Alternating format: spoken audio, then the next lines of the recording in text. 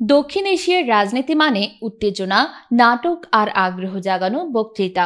কিন্তু কখনো কি ভেবে দেখেছেন যে সব নেতারা কোটি মানুষের জীবনে প্রভাব রাখেন, তারা নিজেরা কতটা শিক্ষিত? আজকের প্রতিবেদনে আমরা জানব দক্ষিণ এশিয়ার কয়েকটি দেশের বর্তমান রাষ্ট্রপ্রধান ও সরকার প্রধানদের শিক্ষাগত ব্যাকগ্রাউন্ড সম্পর্কে। শেষে থাকবে বাংলাদেশের অন্তর্বর্তী সরকারের প্রধান উপদেষ্টা ডক্টর মোহাম্মদ ইউনূস সম্পর্কে একটি বিশ্লেষণ। ত্রিভুবন বিশ্ববিদ্যালয় থেকে কৃষি বিজ্ঞানে স্নাতক হলেও তিনি বেশি পরিচিত একজন রাজনৈতিক বিপ্লবী হিসেবে।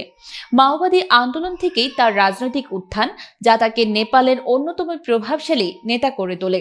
তিনি ভারতের ডক্টর গ্রাহামস হোমস স্কুল থেকে মাধ্যমিক শেষ করে যুক্তরাষ্ট্রের পিটসবার্গ বিশ্ববিদ্যালয়ে মেকানিক্যাল ইঞ্জিনিয়ারিং পড়েছেন। তার আন্তর্জাতিক শিক্ষাগত অভিজ্ঞতা প্রশাসনিক দক্ষতায় বড় ভূমিকা রেখেছে। লাহোরের গভর্নমেন্ট কলেজ ইউনিভার্সিটি থেকে বিএ ডিগ্রি নেওয়ার পর পারিবারিক ব্যবসায় যুক্ত হন। ব্যবসায়িক সফলতা তাকে রাজনীতির কেন্দ্রবিন্দুতে নিয়ে আসে। দিল্লি বিশ্ববিদ্যালয় থেকে সমাজ বিজ্ঞানে স্নাতক, অস্ট্রেলিয়ার ম্যাকোয়ারি বিশ্ববিদ্যালয় থেকে মাস্টার্স ও যুক্তরাজ্যের এডিনবার্গ ইউনিভার্সিটি থেকে পিএইচডি করেন। মানবিক কাজে দীর্ঘ সময় যুক্ত ছিলেন। সরকারি তথ্য মতে তিনি দিল্লি বিশ্ববিদ্যালয়ে রাষ্ট্রবিজ্ঞানে স্নাতক ও গুজরাট বিশ্ববিদ্যালয়ে স্নাতকোত্তর সম্পন্ন করেছেন।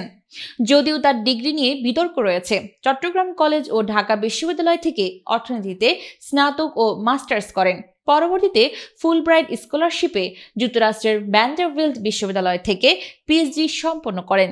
তিনি গ্রামীণ ব্যাংকের প্রতিষ্ঠাতা ও নোবেল বিজয়ী। দক্ষিণ এশিয়ার অন্যতম শিক্ষিত ও প্রভাবশালী নেতা তিনি।